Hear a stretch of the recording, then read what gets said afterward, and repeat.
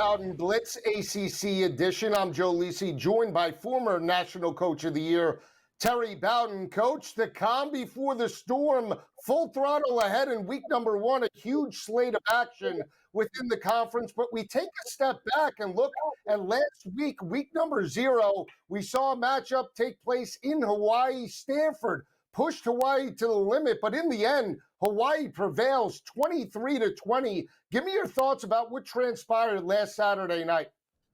You know, it kind of went how I thought it would, because Stanford stayed in that ball game. They're up by 3 points with 2 minutes and 31 seconds left before Hawaii kicked the first of 2 field goals. Of course, the last one a walk-off. But I didn't think Stanford would be great, but I figured, they'll play good, solid football, and they did. They just couldn't score. They had better statistics. They had a lot of yards, but they couldn't score. They had to kick field goals. They didn't get it. They did not stop Hawaii at the end, and Hawaii came through and kicked 2 field goals in the last 2 minutes and 31 seconds to win the game by 3. But, Stanford to me is not going to have a great year. I'm not sure Hawaii is going to have a great year, but Hawaii is about 3 points better than Stanford. Yeah, they were 2.5-point favorites in that matchup. Their redshirt freshman, Micah Alahado, stepped up with a dominating second-half performance, threw well over 60% completion percentage, 210 yards, 2 touchdowns, no interceptions. The biggest thing that stood out for me is that Stanford was able to run the football in that matchup. They averaged 4.1 yards per carry, 177 yards on the ground against that front seven. Last year, that was a weak spot for the offense, only averaging 132 rushing yards per game. But the passing attack with the junior transfer, Ben Gulbranson from Oregon State, struggled a little bit. He only had 109 passing yards. Are you shocked because Frank Reich was the head coach? You thought the ingenuity and just the NFL coaching experience would help out the passing attack? They're not talented enough. They're not talented enough to go out there and just say, okay, I've got a head coach. He understands football. We're going to go throw the ball around. I just don't think right now, Stanford now, they have been down. They've had 4 3-9 seasons. Recruiting's been tough, and they're in a down year. And I think you can stabilize the program. You can put kids in the right position, but you can't take an average athlete and have him out-block somebody that's a better football team. And there are going to be a lot of teams in the ACC that are better than Hawaii. I just think what we saw were 2 teams that it's going to be hard for either team to have a winning season, maybe Hawaii. And they played, Stanford played about as good as they could. And I don't know where that's going to take them, because they're, projected to win 3.5 games this year. That's the over-under, maybe 1 game in the conference. But I think they're on hold at Stanford. I think the program's on hold. They've got to try to grab some wins when they can. Maybe they can get some momentum, but I don't think the talent's there. And I think the school has made a statement to the staff and to the team that we're going to be temporary. We're not going to be permanent, and we're going to get ready to get a coach next year or go forward. So, we'll see how it goes. But I watched that game, and I think, 2 teams that aren't great football teams, but they had a pretty good game. And Hawaii won the game. We'll see how it plays out for Stanford the rest of the way. When you look at the top 25, right, Clemson, Miami have the opportunity, especially in week number 1, to really make a statement against Notre Dame and LSU respectively. When you look at both teams in the top 25, Clemson at number 4, they're a 13-1 shot to win a national championship, and Carson Beck in Miami had a 40-1 shot. When you look at both of those teams and just the conference as a whole, can the ACC step up and make a statement this year? Well, yeah, I think Clemson's got to be the team that makes it. I think it's a little bit more remote that Miami can go the distance. And, when you talk about getting to the championship, making the playoffs is one thing, because I think both these teams will make the playoffs regardless of what happens on Saturday. I think they'll both make the playoffs, the way I look at their schedule and how talented they are and the quarterbacks that they have. But they've got huge games on Saturday, and we're going to really have a chance to see how good they are. Win or lose, we're going to be able to see how good they are in these games, because they play very good opponents, and they're going to be tested in every step of the way, and they don't play each other. And I said before, I think these 2 teams will end up playing each other in the conference championship, because they don't play each other in the regular season. And both of those teams are playing at home. We talked about the dominance for Clemson over the past 8 or 9 seasons. They own a 70-5 overall record in Death Valley. That's a 933 winning percentage. We know that Dabo Swinney and Clemson has owned the division and the conference for the most part, 78-9, dating back to 2015 against ACC opponents. But for Miami and Mario Cristobal, they get a top 10 opponent, a team that squared off in the national championship game. The fact that they are playing in South Beach, that has to be an added benefit for the Hurricanes, not just in terms of an ACC championship, but potentially a national championship come week number 1. Yeah, I mean, what they show against Notre Dame, because Notre Dame went all the way to the final game. And Notre Dame has a very good team. Now, Notre Dame is breaking in a new quarterback. And that's going to be the question mark at Notre Dame because they've still got an outstanding defense.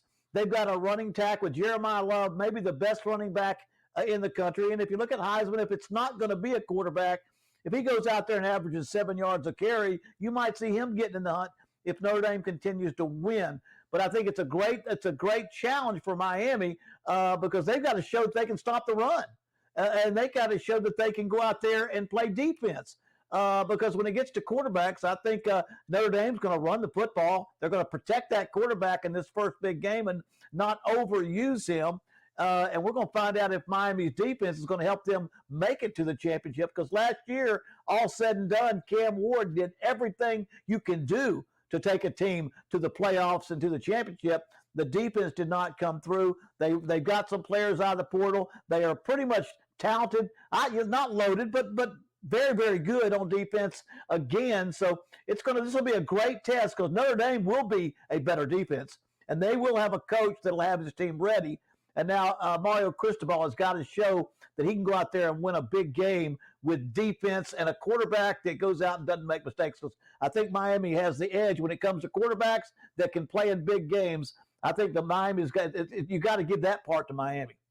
Yeah, we'll break down that game a little bit later in the show. When you look at the board, though, SMU, that made it to an ACC championship game. Georgia Tech is a hot commodity at 14-1. They play Colorado. We'll break down that game as well. Is there any deep shots potentially in the conference, maybe even North Carolina, that can make some noise and challenge for an ACC title? Yeah, I start with Louisville and SMU. I think those are the two. Their head coaches, that what they've done in the past. Louisville's in the championship game just 2 years ago. SMU last year.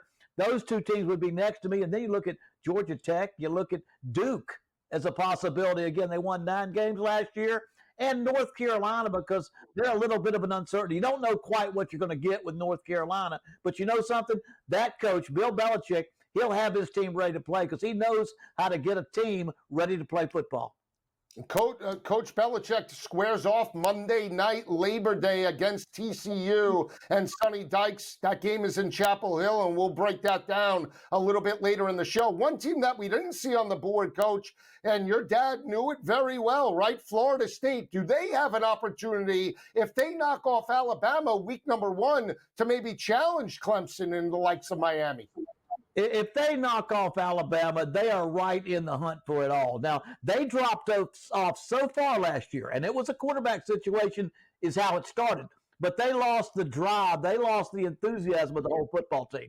And they lost everybody, and they shouldn't have done that. But if they were to knock off Alabama, and I don't think they will, and I don't think they need to have the season be what it needs to be, but I'd put them, if they could pull that off, but I tell you, the confidence they have would put them right back in the hunt.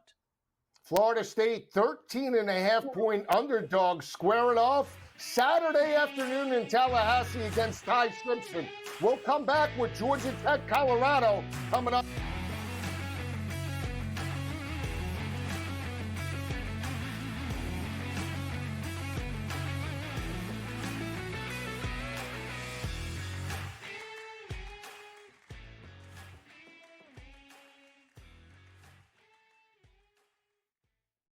This is the moment every fan waits for.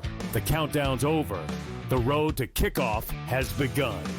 Play is here to stay. I'm not going to name names, Kevin. From win totals to player props, from division races to MVP debates, we've got eyes on every camp and data feeding 24/7, breaking down every angle across the league. Every pick, every edge, every line that matters. SportsGrid. Your road to kickoff starts now. They're saying that he might be back for the start of the playoffs, but their playoff spot isn't secure with the Mariners bearing down on them and the wild card completely in flux. So this is like borderline red alert because the pitching staff has not been good. We have not seen good stuff from Framber Valdez. So now that the back end of the bullpen is not good, I don't know what to make. Pro Baseball Today. Only on SportsGrid. Answer is this. 12-team, 3 wide receiver, you take Jamar Chase. In a 10-team league, though, where you have only 2 wide receivers to start, it's an interesting supply and demand situation with a roster like that. That is where the Bijan number 1 overall maybe comes into play, because you could take Bijan and then turn around. You're still getting 2 number 1 wide receivers in a 10-team league draft. Fantasy Sports Today. Only on SportsGrid. The Young Goddard up angle, too, had the added PR campaign of, like, do you want to take a New York and or a Jersey guy to play a New York Ryder Cup? Like, the crowd juice there is going to be off the charts. They would love, they would kill for him. Chris Goddard, like, making a big putt, like, popping the chain to the Bethpage crowd. Are you kidding me? There's some of these guys, I just want to pick them because I want the visual, I want the memory. The Smiley Show. Only on SportsGrid.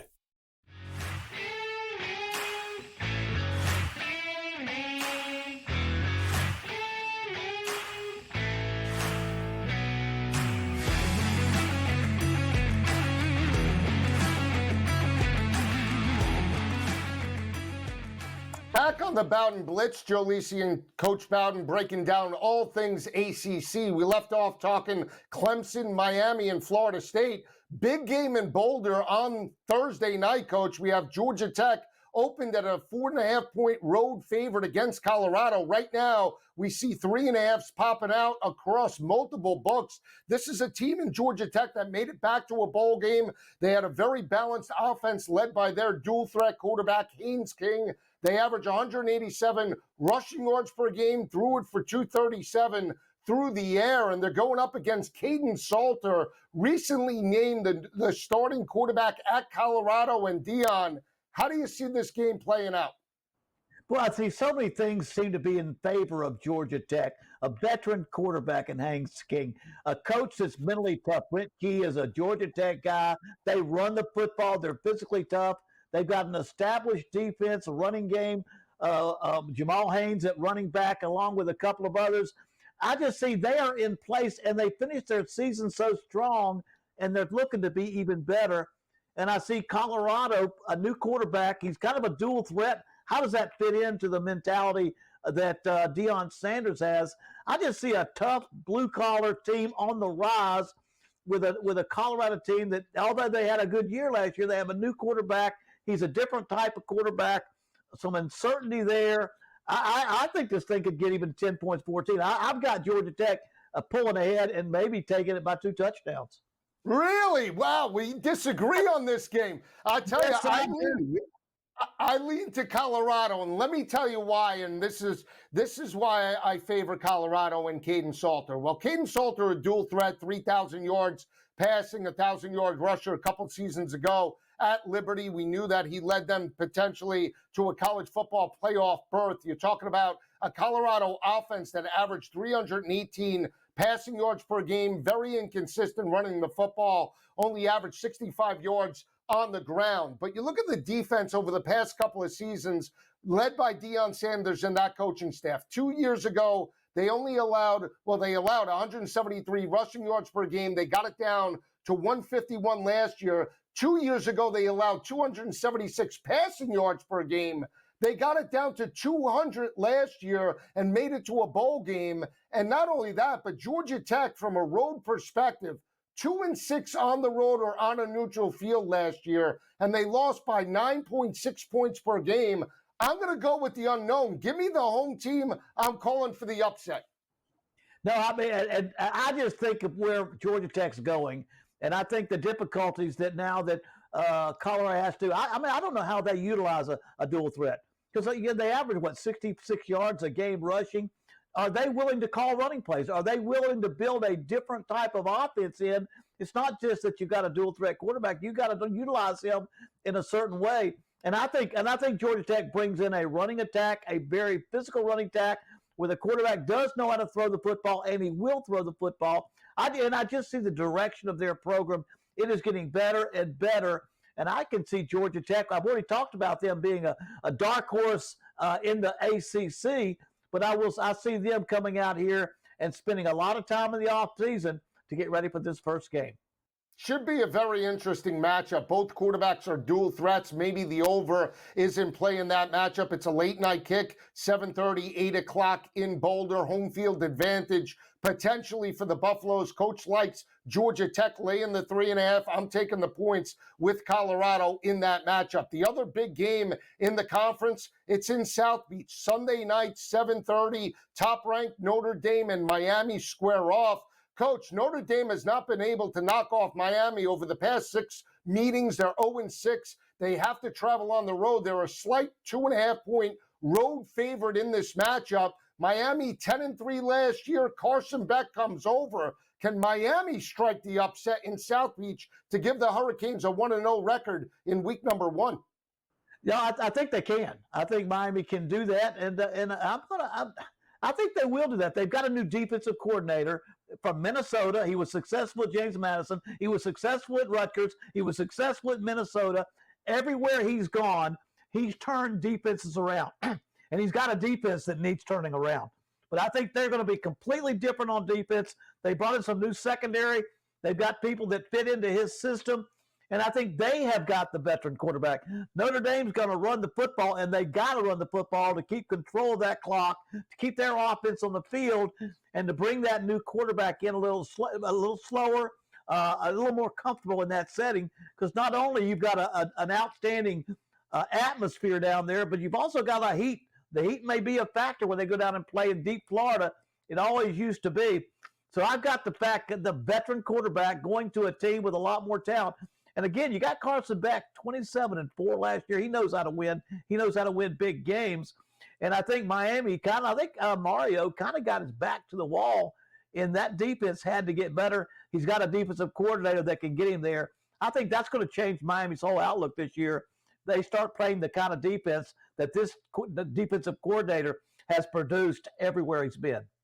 Well, to your point, they only allowed 112 rushing yards per game. They allowed opponents to convert only 36% on third down conversions. But in their 3 losses, the 2 that mattered to Georgia Tech, they allowed opponents to convert 64% on third downs. And more importantly, against Syracuse, they allowed that offense to convert 70% of the time. That's why they lost that matchup and found themselves on the outside looking in. I will say this about Notre Dame, Coach. Notre Dame last year was 8-1 on the road or on a neutral field site. They won those 8 games by an average margin of victory of 23.6 points per game. They held 10 opponents under 200 yards passing. They were 9-1 in those games and won those games by an astounding 33.6 points per game. I'm rolling the dice. I'm laying the 2.5 with Notre Dame. I think they win it by double digits. What do you think? Well, you know what? I'm just telling, and maybe the coaching factor is so big in my mind because I've been around. When you bring in a coordinator and you pay him, and he's one of the top guys. He was a top guy that everybody's wanting to hire him. And when you pay to bring a guy in, their defense is not going to look or act anything like it did in the past. It's a different football team completely because Mario Cristobal is an old offensive lineman. He's not going to get in the way of the defensive coordinator. And I just think that's the one thing that kept them out of the playoffs last year and kept them out of a championship contention. That changes this year. Defense changes. It'll be a nice close ball game, but I've got Miami pulling this one off. We'll come back with more games in the conference.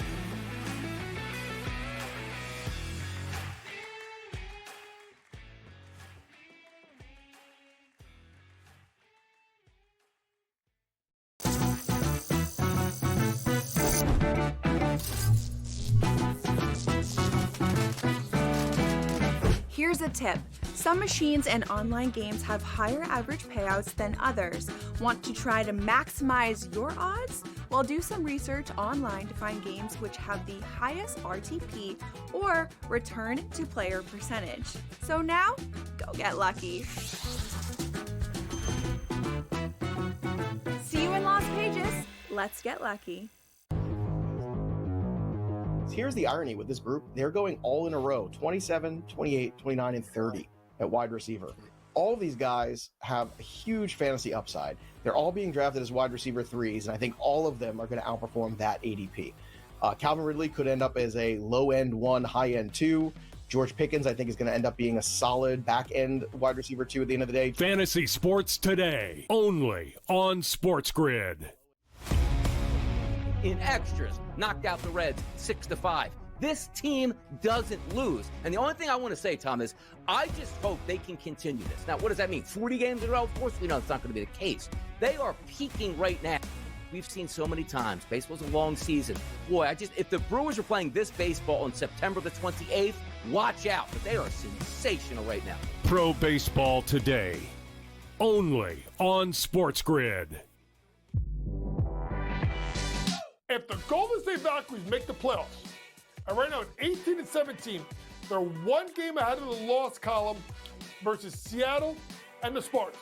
If they make the playoffs, you must, and I mean must, give their coach head coach of the year in the WNBA. Betting above the rim, only on SportsGrid.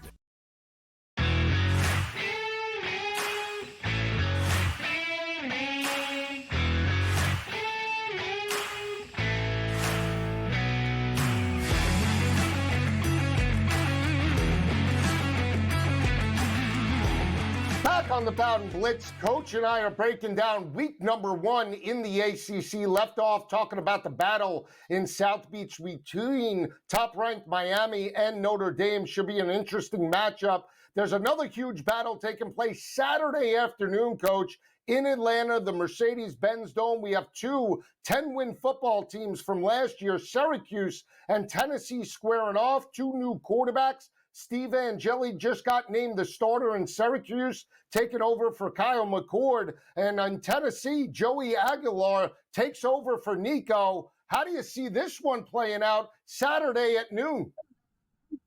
Well, I mean, I don't see Tennessee losing this game. To me, if Syracuse has a great game, I think they can keep it close. It's all going to be about which quarterback performs like they should. Aguilar at Tennessee, he was at Appalachian State. He really didn't play at UCLA. He transferred there, then transferred to Tennessee. But I lost 41-40 to him when he was at Appalachian State. He led them down to a final field goal with no time left. I think it was a 52-yarder to beat us in the third game of our season. He can throw that football. And now, again, Tennessee's going to have a great defense. And Tennessee's got a quarterback. If he can be accurate, if he can throw accurately, they're going to run the ball well. They're going to play great defense. They had one of the best defenses in the country last year. So Syracuse has got Kyle McCord was a heck of a daggum. You know that he was a heck of a quarterback. Yeah. He really let them. So they got to break in another quarterback now. And that's not going to be easy to do with the quarterback from Notre Dame he had a great game, one great game, I think, in the playoffs, but didn't play a lot. And I think Tennessee has got a quarterback I know because I stood on the sideline and watched him play. He can throw that ball. And I think what Tennessee needs to do, they're going to run it. They're going to play great defense. But if they want to be dynamic, the quarterback has to be accurate on deep balls. That's what even Emiliava was not as accurate on deep balls as he needed to be. That's where they were in 22, and that's what will make them a great football team. But they're going to win this game. But if the quarterback can be accurate and play well, they could pull away. I agree with you. And when you look at Tennessee's defense, top ranked, they only allowed 16 points per game. They only allowed 102 rushing yards per game. That was the 10th ranked rushing defense in all of college football. They were 10-3 last year, won their 9 FBS games by an average margin of victory of 25.8 points per game. And when you look at the weakness, you could say, of Syracuse last year, we talked about Kyle McCord leading FBS with 4,700 plus passing yards. They only averaged 3.1 yards per carry. So if they can't run the football consistently, Angeli and that offense are going to be in long third downs. And that's where I give the edge to Tennessee in this matchup. No, there's no question. At Notre Dame where Angeli was, that they ran the ball. They ran the ball very well, and their quarterback was a part of the offense. He managed the offense. He didn't have to go out there and throw it 40, 50 times a game for them to have a chance to win. Now you've got a situation with Syracuse where they've got a lot of holes to fill. They lost a lot of good players last year, and I think they're going to have to depend too much on a quarterback to be where they were last year. So great first year for their new head coach. Don't think they'll quite have that year. Tennessee, I really like this quarterback. Having played against him, I like this quarterback. If he is as accurate as I think he can be, they can get back, and they can get back to 22 numbers on offense. Look out, because they're going to be great on defense, and they're going to run that football. Well, there's a battle Labor Day night, TCU and North Carolina. It's in Chapel Hill. Sonny Dykes and the Horned Frogs are 3.5-point road favorites against Bill Belichick. Can Bill strike the upset in game number 1 and create some noise in Chapel Hill? You know, everybody loves this question. That's the kind of one of the big storylines of football. They got a new quarterback, almost an entirely new roster, new coaching staff. But Bill Belichick, he knows how to turn a team into a winning team. He knows how to prepare a team for the season. You know, as anybody ever coach this game, he knows how to get a program or a team ready for a football season. But, you know, Sonny Dykes is no slouch himself. Sonny Dykes has been around the block a few times. He's not in the same league as far as how much success he has, but he's at the same school with the same quarterback with a heck of a team that had a heck of a year last year. And so TCU is, I mean, they're favored and they should win, but there's enough unknown with me about what's going to happen in North Carolina. I know he knows how to get a team ready. I still wonder, what is his motivation for being?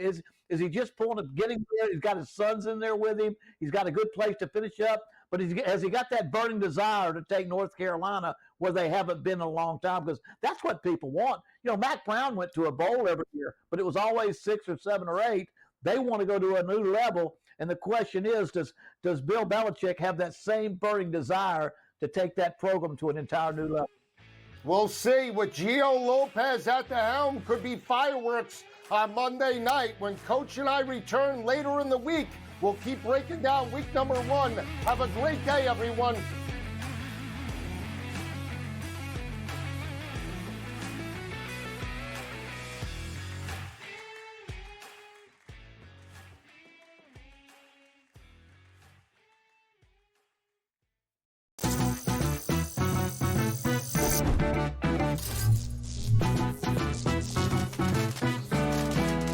Playing online blackjack and want to try upping your odds? Well, here's a tip. Cheat cards tell you statistics for whether you hit or stand on every move. If you're into stats, this could be your ticket to winning. And it is totally legal. Now, go get lucky. See you in Las Vegas. Let's get lucky.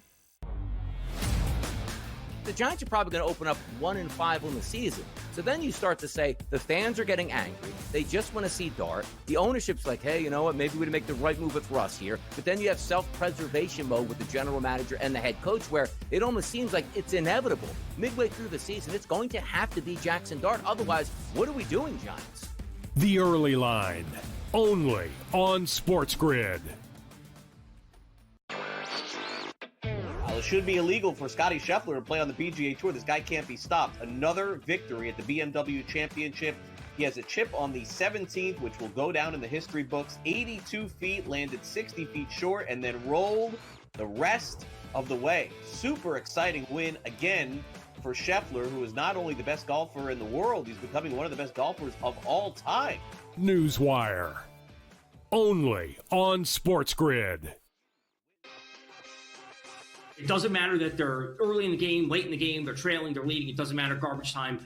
CeeDee Lamb is the guy, and we saw that even after Dak got hurt last year and Cooper Rush was under center. Targets were going to CeeDee Lamb. And when you can get 9, 10, 12, 15 targets on a game-by-game basis, he's going to rack up fantasy points every single week. Frankly, he underperformed last year. Game time decisions, only on SportsGrid.